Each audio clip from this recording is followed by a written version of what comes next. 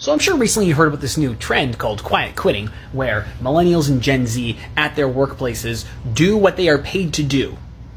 And that's it.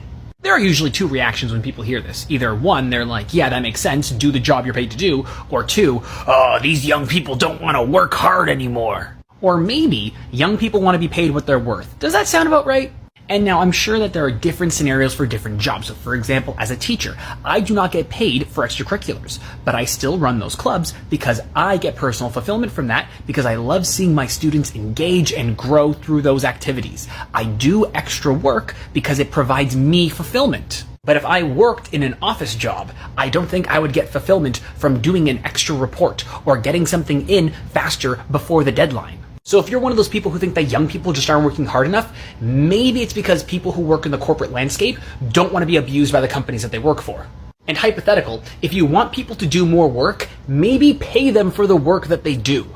Because here's the thing, Gen X and Boomers, you guys had everything given to you. You had amazingly high wages, barely any of you were educated, you got the world given to you. Cheap houses, cheap everything, so many goods and services. And now for millennials and for Gen Z, the cost of living is skyrocketing and nothing's coming down. There's a million subscriptions we have to pay a monthly fee for, cell phone bills, which you guys didn't have to pay when you were our ages, and all of these other things, on top of the fact that wages are stagnating and we are being asked to do more work every year.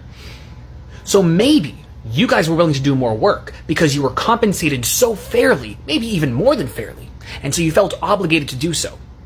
But Gen Z, millennials, we are not getting compensated fairly in the same way. So we are not doing more because we are not being paid to do that. And if you continue not to pay people well, I don't think this system of capitalism with these never-ending gains and increasing productivity will be sustainable. I'm not saying there's going to be some kind of socialist revolution, but if you want capitalism to continue in the way that it has for almost 100 years, you need to start paying people better and you need to start treating your employees with respect.